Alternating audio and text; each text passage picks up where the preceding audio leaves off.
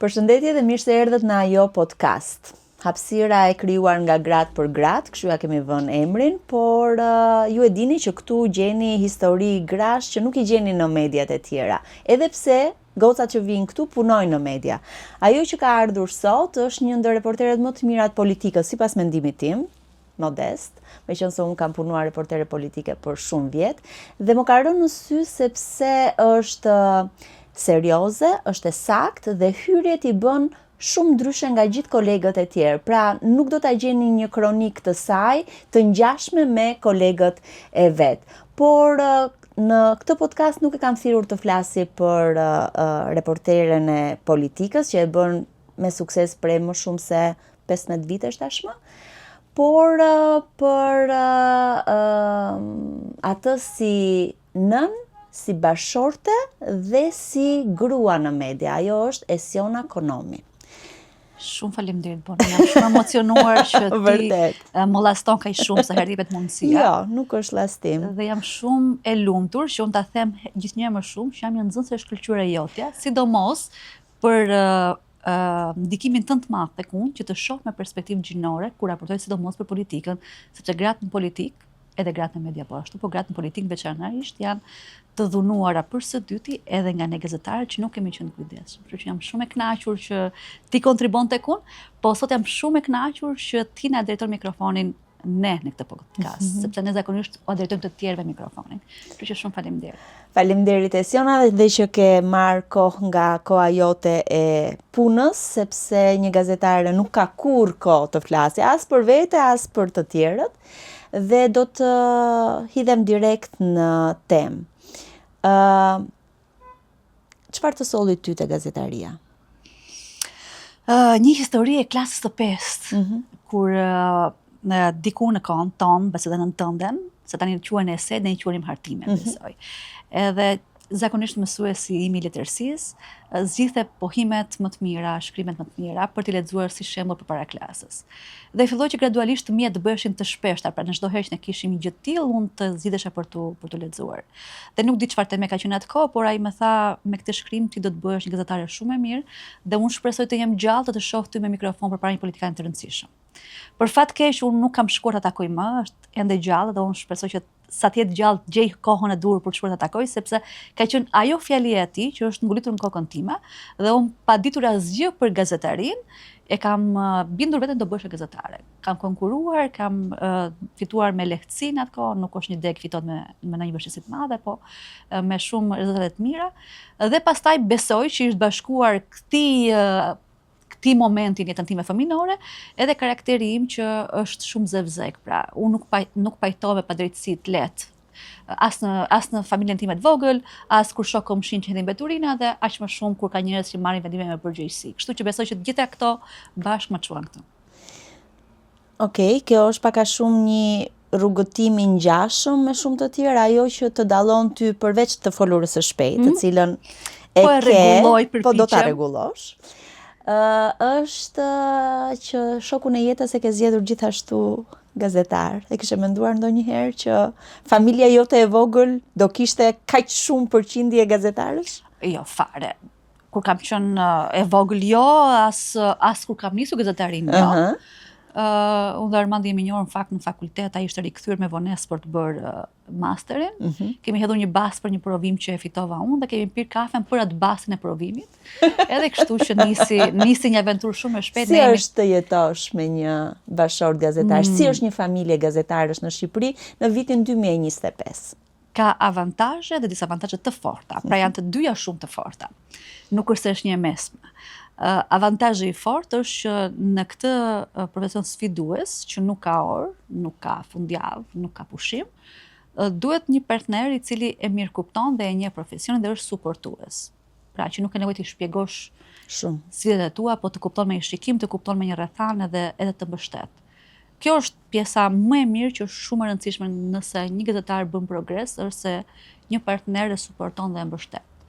Përndryshe, ka probleme që nuk ka nevojë të shpjegojnë të kuptueshme. Disavantazhi është në këtë vitin që jemi tani, pra 2025. Pra disavantazhi ka filluar nga 2022 kur lindi djali ynë Lari, I cili hera herës përfundon me dy prindër që nuk kanë orar në punë, me një kopësh që mbyllet në orën 5, edhe një ditë qëllëndron që babi të jetë në spak se s'ka mbaruar puna dhe Armandi e merr Larin kopër, e mbyll makinë edhe para spakut pret Ulzim Bashën të dalë. Të nesërmen babi është në spak me ballukun në orën 5, unë jam kushtetuese me Velia, shkoj unë e marr kopësht edhe e mbaj të gjykata kushtetuese. Në këtë aspekt mendoj që është sfiduese sepse asnjëri nga ne nuk ka një orar të përcaktuar që e mbyll punën që të mund t'i dedikohemi atij me kohë të plotë.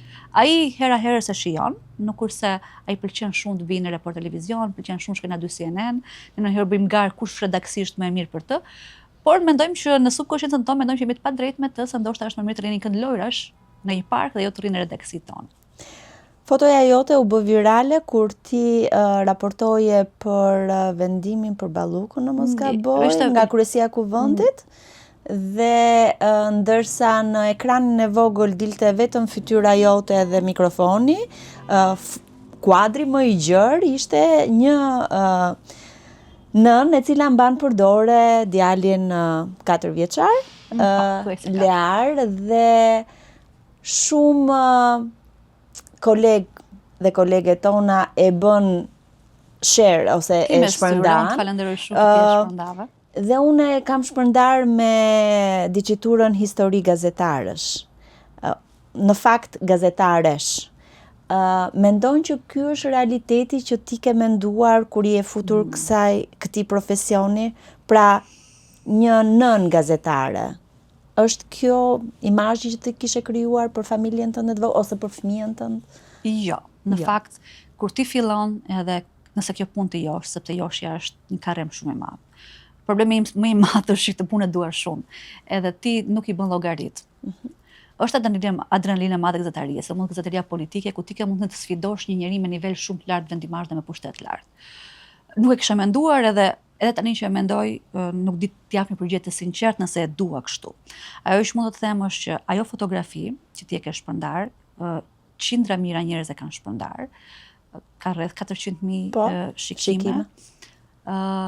Është një fotografi që në fakt unë e shoh në mënyrë të përmbysur nga çiu e keni parë.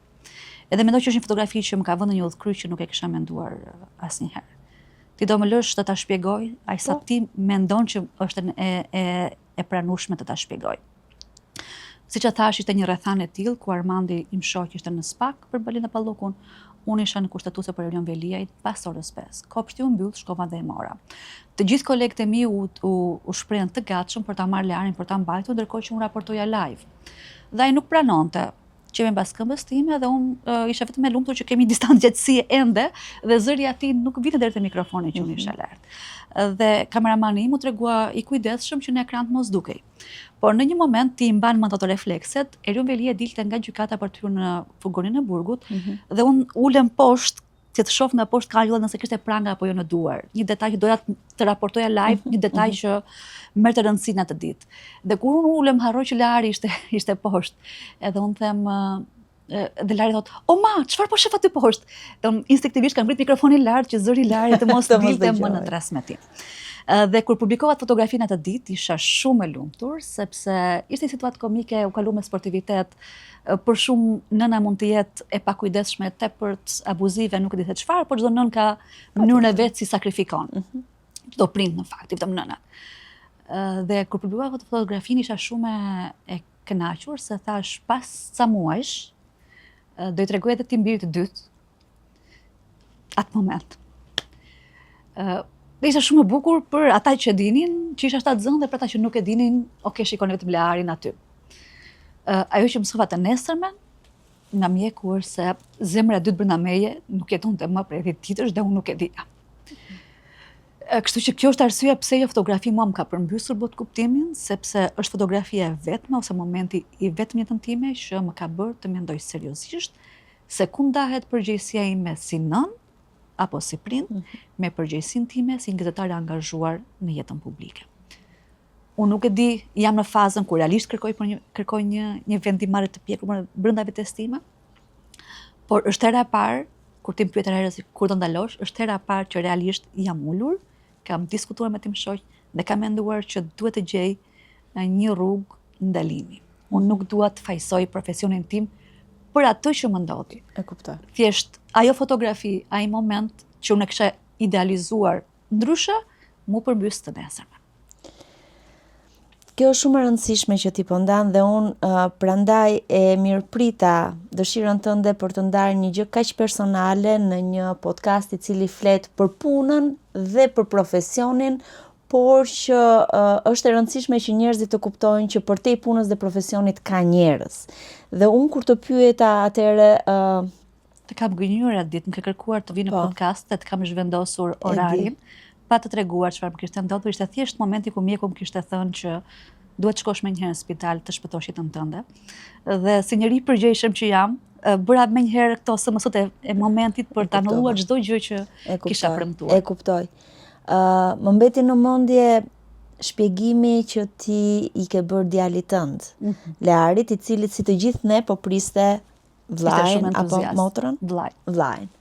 A mund ta ndash me publikun se mu duk shumë njerëzore ajo që i keni thënë? Lari ishte shumë entuziast, sepse përpara se ne të fillonim të kërkonim një fëmijë dytë, Lari kishte filluar të na kërkonte. Si çdo fëmijë tipik që në çerë dhe apasionohet mbas një shoqe ose një shoku dhe kërkon të ketë një motër ose një vëlla. Dhe i po na kërkonte një motër.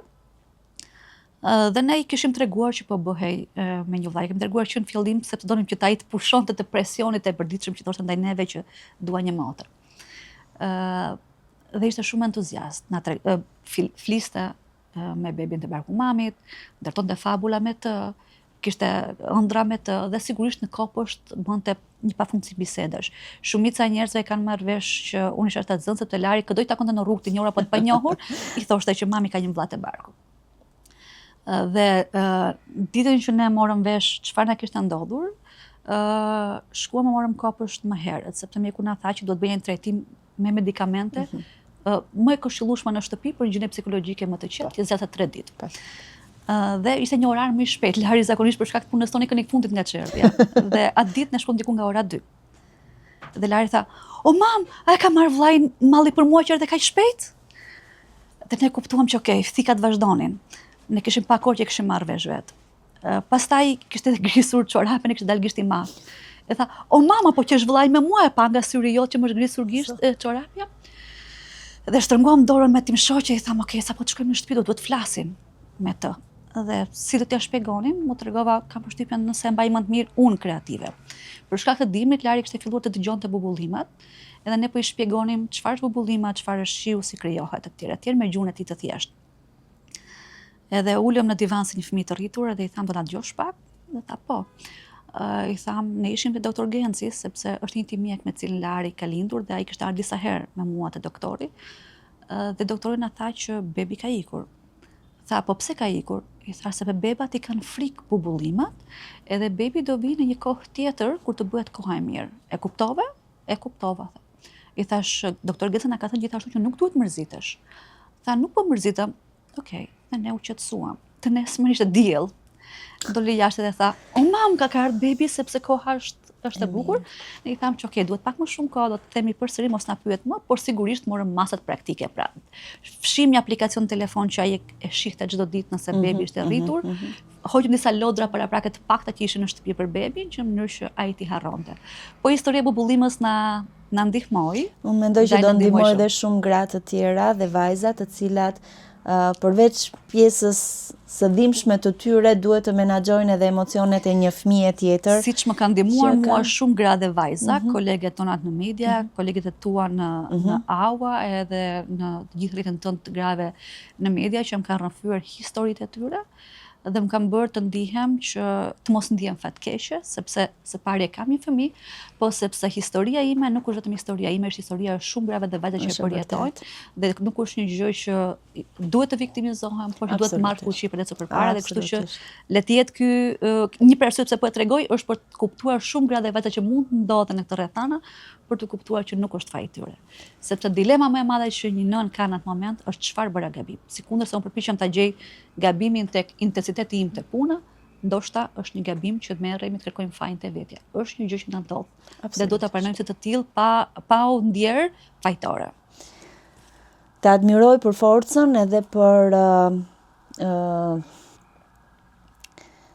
krijueshmërinë që ke për të balancuar këto pjesë kaq të rëndësishme të jetës tënde, sepse shikoj në gjithë brezin tuaj të gazetarëve që unë i konsideroj të rinj dhe të reja, ka ardhur një moment që ju e vlerësoni po aq familjen sa punën, dhe është e drejtë të bëhet kështu, duke mos sakrifikuar asnjërin. Kam parasysh këtu edhe shoqen tënde të ngushtë edhe kolegen tonë të mirë Klesiana Omeri, e cila edhe pse ishte shtatzan nuk e la mikrofonin për të raportuar nga e njëjti front, siç është politika për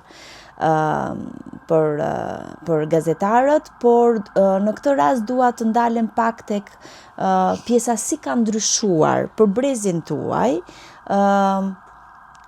balancimi i këtyre dy aspekteve të jetës. Pra, a është ende në modë që ti të jesh një profesioniste e suksesshme në gazetari, një bashorte e jetëgjatë në një marrëdhënie dhe një nën e më shumë se një fëmijë. A është kjo një realitet që po vjen në gazetarinë shqiptare, apo i shikon ende reminiscencat e asaj gazetarisë intensive që ne kemi pas bërë dikur? Tani, unë nuk di se keni bërë në kohën tuaj, por jam e sigurt që ju keni patur sfidat shumë më të mëdha se sa na i kemi. Ne s'kemi pasur online-in, po do të pyes për këtë. Po, ju nuk keni patur këtë, por ju njëkohësisht keni qenë detyruara që nëse donit ngjarjen, të shkonet ku ngjarja ishte, sepse ngjarja nuk vinte tek ju. Jo gjithmonë shkojmë. Teknologjia ndonjëherë na sjell deri në shumë afër. Kontakti me burimet është shumë më i thjeshtë përmes teknologjisë. Kjo ka sjellë një pasojë tjetër që duke qenë të gjithë afër ngjarjes me teknologjinë ose me burimin, mundësitë për lajme ekskluzive janë më të vogla. Është e vërtetë. Megjithatë, ti ke mundësinë të jesh në këtë botën e fast foodit mediatik, ti ke mundësinë që përmes profesionalizmit të bësh diferencën përmes thellimit.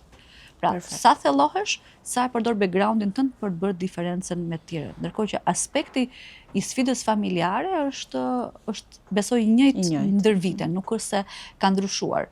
Ajo çfarë ngel prapë e njëjtë është që gratë dhe vajzat kur bëhen prind nga fëmia e parë fillojnë mendojnë, kur bëhen te fëmia e dytë fillojnë dhe ikin.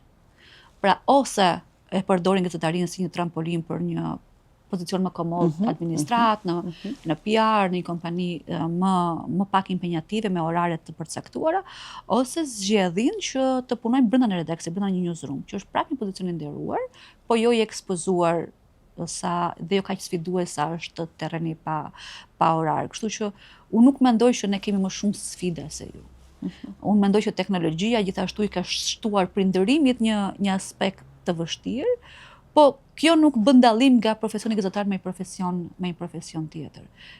Ti me drejt prek e online-in, i cili duke qenë media online, televizione informative me fleshe, ne jemi gjithkohën me telefonin në dorë. Pra nuk ndodh që ne fjala vjen e mbyllëm në orën 5, nuk kemi asnjë ngjarje të re. Jemi gjithmonë në bombardimin e redaksisë që të sjell linqe nga një portal i rëndësishëm apo i parëndësishëm që ti duhet ta verifikosh edhe nëse është një idiotësi. Pra ky është një lloj presioni që është 24 orë ndaj reporterëve.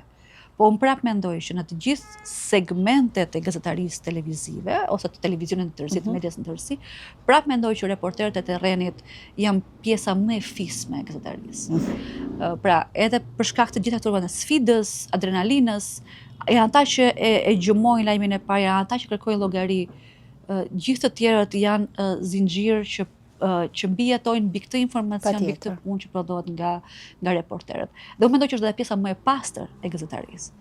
Se për të gjithë ata që i veshin medias një thes madh dhe ku shohin interesa, shohin padrejtësi, shohin manipulime, fajsojnë gazetarët me një emër të përgjithshëm, duhet bëjnë dallimin mes reporterëve që rrallë herë kanë interesa, ose asnjëherë, dhe ata që janë mbi reporterët, që janë shefat e redaksive, apo ata që drejtojnë programe televizive, politike, apo të sferave tjera, ata po transmetojnë dhe influencojnë interesa.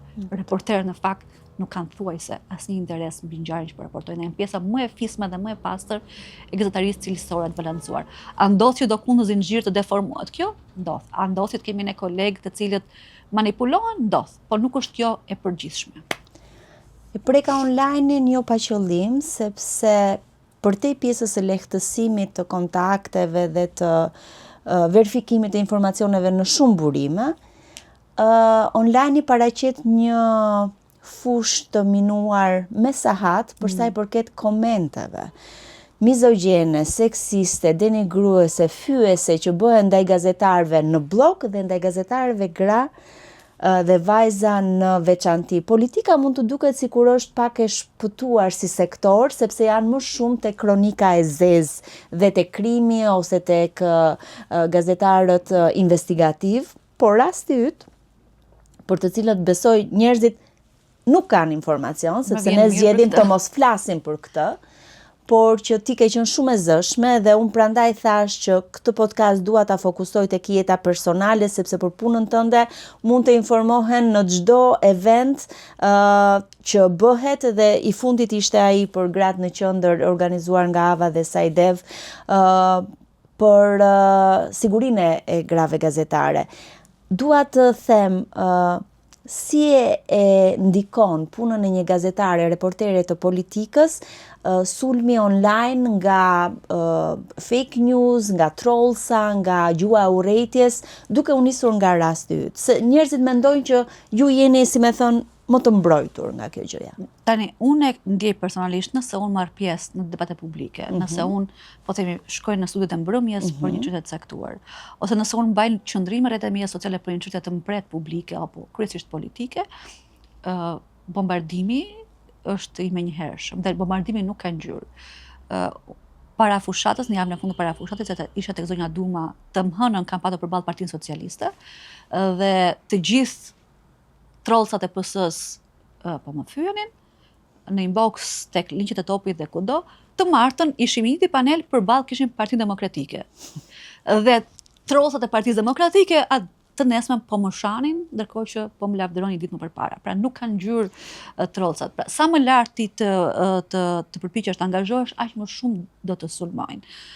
Ndërkohë që e kam ndjer, ti referohesh së fund me një rasti pasi unë publikova listën e këshilltarëve të kryetares së zonjës Spiro Pali, që u orkestrua një fushat denigruese me gjuhë mizogjene dhe seksiste, me gjuhë urrëti dhe shpifse.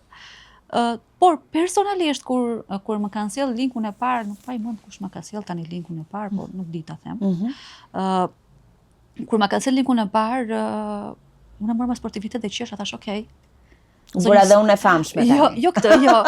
Po thash, okay, fakti që zonja Spiropali apo njerëz të afërt me të kanë nisur një fushat kundër meje, do thotë që publikimi ja ka vlejtur, pra. Teksa nuk merreshin me faktin, pra nuk kundërshtonin listën dhe nuk mbronin listën, po merreshin me jetën time private duke krijuar insinuata, do të thotë që lista ishte e saktë dhe lista kishte element që e shqetësonin për sa kohë kishin marrë sulme ndaj meje. Personalisht e mora me shumë sportivitet. Për linkun e parë, po kur të vinë në seri dhe bëhen 10, 100, po, kjo ka efekt okay, bumerang. Do ta them efektin, sepse thash personalisht e mora me shumë sportivitet, edhe thash let's go. Ndjeva si një flet lavdërimi për rëndësinë e gjës që kisha publikuar, që në fakt kur e publikova nuk besova vërtet do bëj kaq virale sa u bë.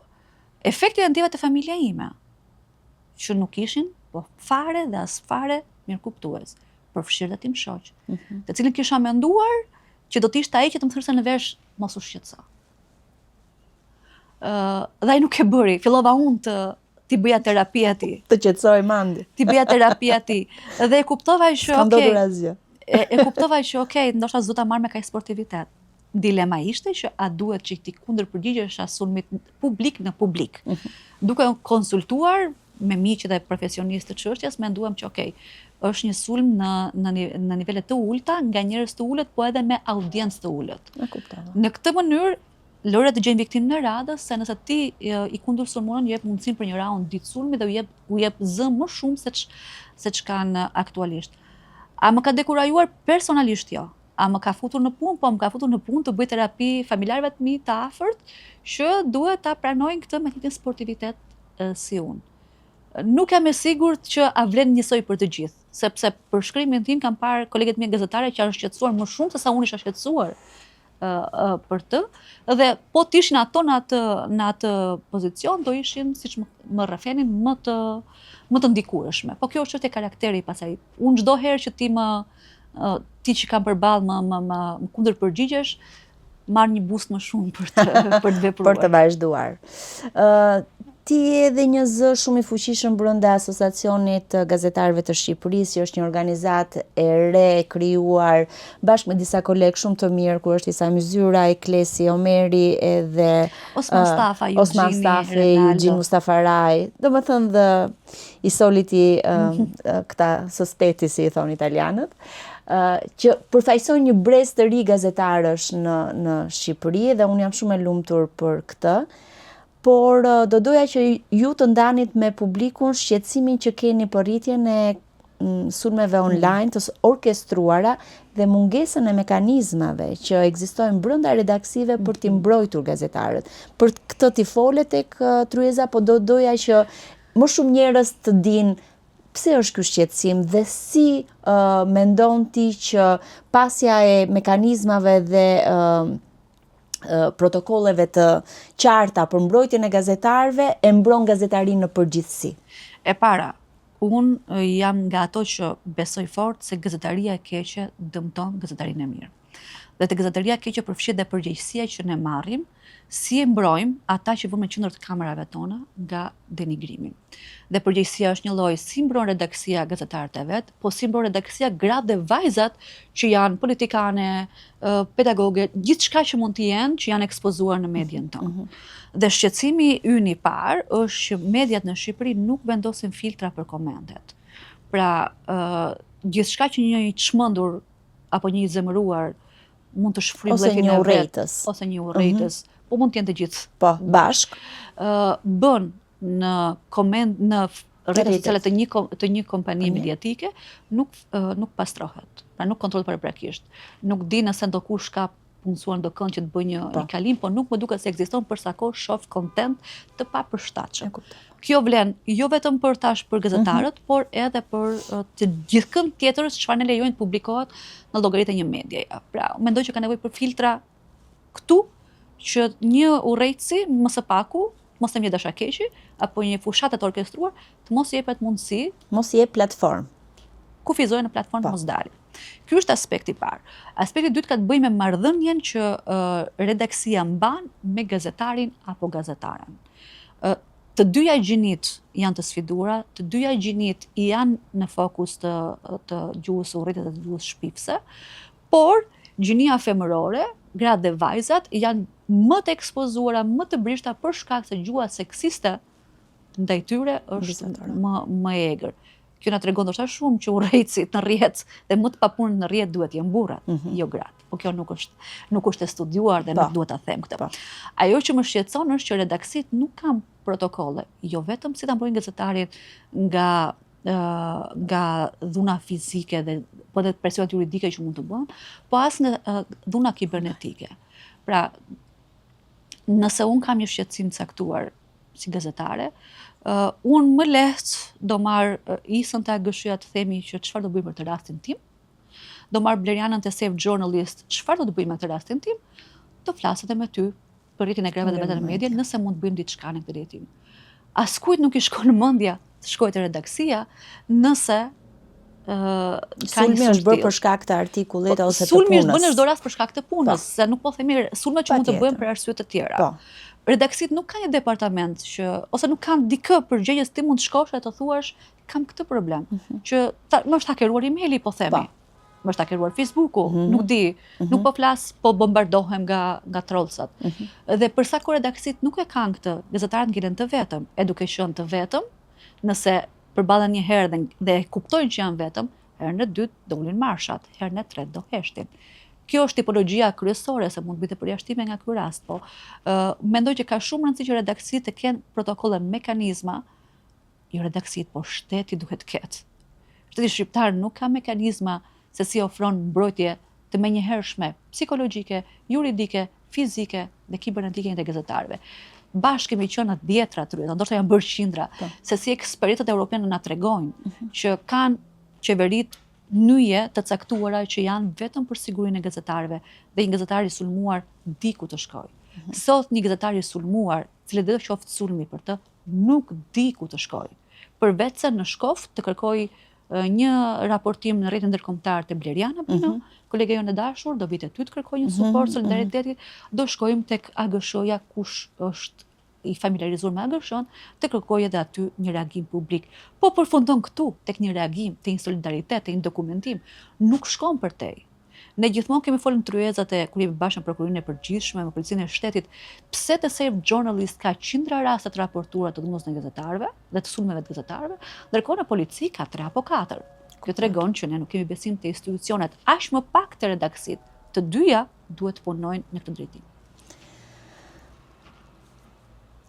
Ju jeni një familje gazetarësh, keni ndërmend që dhe djalin ta bëni gazetar, apo ai që në këtë moment është shumë i qartë për rrugën që do të marri? Do me thënë, me fjalë të tjera, doje ti ta kishe djalin gazetar? Do t'ja këshilloje një të riu, një fëmijë, ta zgjedhë gazetarin si profesion të vetin?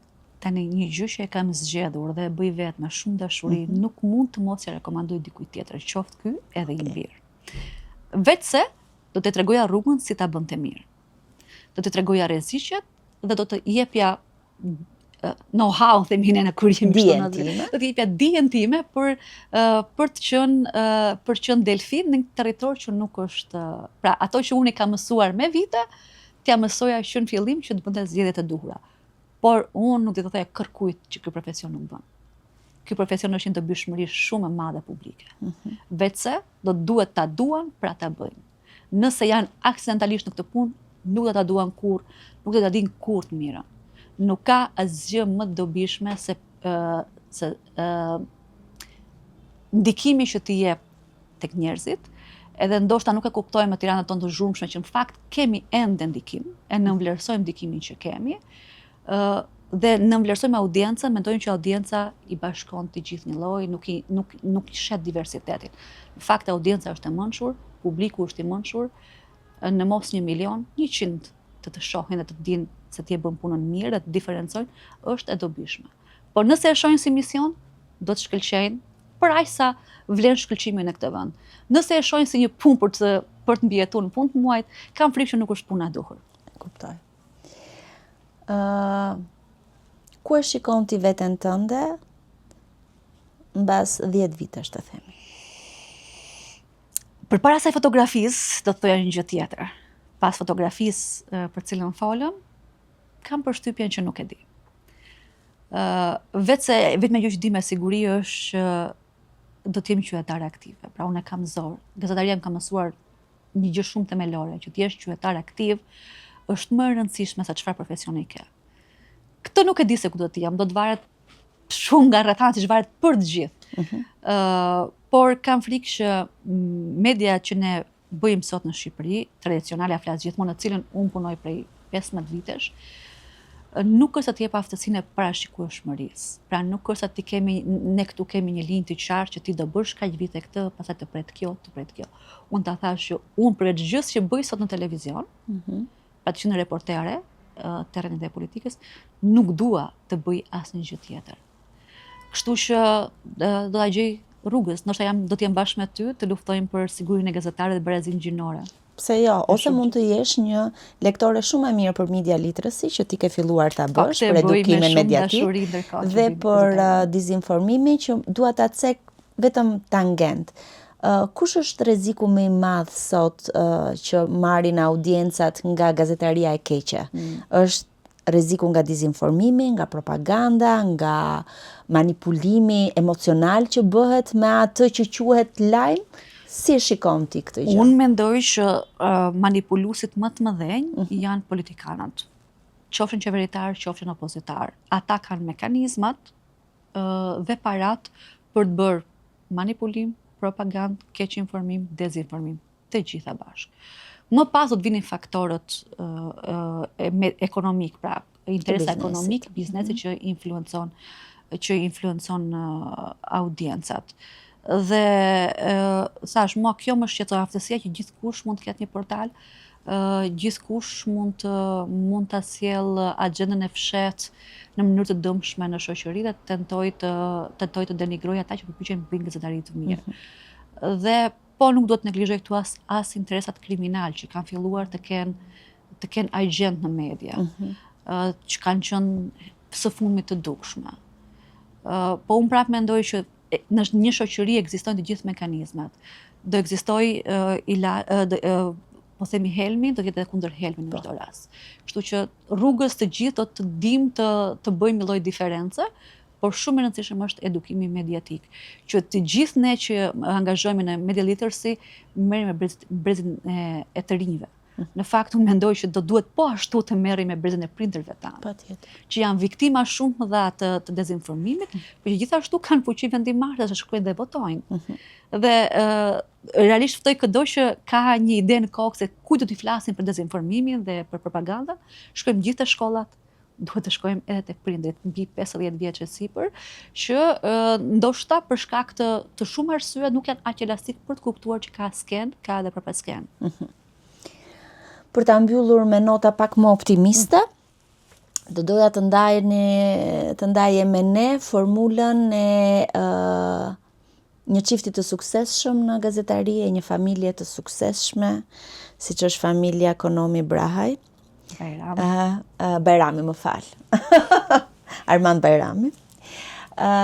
Dhe ndonjë episod me djalin e familjes që ty të ka bërë përshtypje për mënyrën se si po rriten fëmijët e sotëm në një mjedis infodemik, do ta quaja unë, me kaq bombardim informacioni. Po, kam përshtypjen që Lari është i vogël për të dalluar unë keq informime tek ai, por unë e shoh teknologjinë si bekim, jo vetëm si rrezik.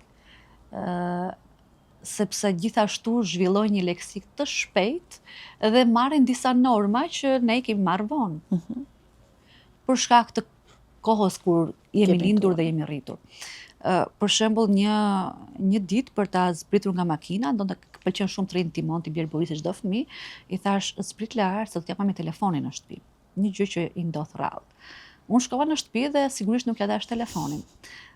Dhe pasi filloi të protestonte, më tha, ti nuk ke asnjë të drejtë tallesh me mua. Pra një fëmijë 3 vjeç në atë kohë, po më tregonte që çfarë nuk kisha unë të drejtë të bëja me atë. I thash, zemër, unë mendoj që kjo është një bisedë që bëhet në 13 vjeç, jo tani. Ke shkuar 10 vite fast forward. Jo tani, kështu që unë nuk jam, e shoh gjithmonë teknologjinë si një avantazh për të gjithë, se më thon mamat e reja, ky breziri sa të zgjuar që janë. Dhe më falni, po, së pari mos harroni që mamat tona nuk ishin një dietë kaq shëndetshme dhe nuk merrin suplementet që merrim ne që forcojnë trurin e fëmijës që në barkun ton. Së dyti ne kemi prekur lapsin me dorë kur kemi shkuar në klasë parë, se kemi qenë ai brez. Ndërkohë që këta përmes teknologjisë që nga 2 vjeç e tutje mund të marrin informacion të dhënur në mënyrë shumë të përthithshme, që na duken ne më të zgjuar për kohën që janë. Në fakt janë aty ku duhet të jenë për stilin në cilin ata jetojnë. Pastaj, për jetën në çift nuk besoj që ka formula magjike, se nuk është kaq ideale sa mund ta themi me kamerat. Po, sensin e humorit, me kamerat ndezur. Unë mendoj që e keni të zhvilluar të dy. Armandi ka pak më shumë. Ti jemi të ndershëm në këtë pjesë. Ka njëri që e vret humorin në shtëpi jam unë, sepse jam shumë strikte dhe rregull dhe nuk pranoj këtë rrëmujën, aksidentin etj. Armandi është më sportiv. Po besoj që thash është në gazetari të qenë në një profesion të lehtëson shumë. Edhe ti gatuan shumë mirë. Okej, le të themi që gatuaja. Sepse që kur ka lindur Lari, si çdo nënë e përshtat me nu në mënyrën fëminore, që dhe e përfshin Lari. Të jetë e ngrënshme. Po ai ka shumë qejf të gatoj me mua edhe më shkakton shumë rrëmuj, po e shijojmë këtë pjesën e të përfshirit bashkë në punë e përbashkëta. Po Lari harxhon shumë kohë në redaksi, kështu që përfshihet edhe në piko duke lexuar. Për shembull, ne kemi regjistruar një vjersh Lari tek qendra e zërit me mikrofonat. Unë ndjej sikur punonte në radio që po. Thash se do i thoshe më lexo tekstin e kësaj kronike. Jo, sepse nuk di ende të lexoj, po vjershën e vet me macën për tace. Shumë faleminderit për këtë bisedë.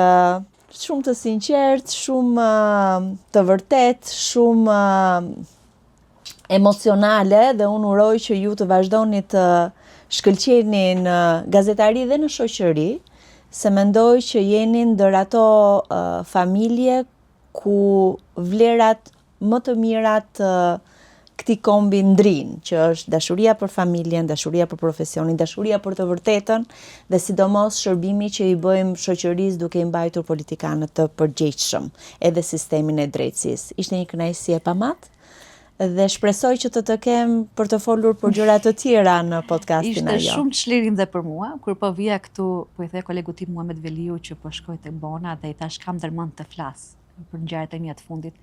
Dhe më thua, mos fol.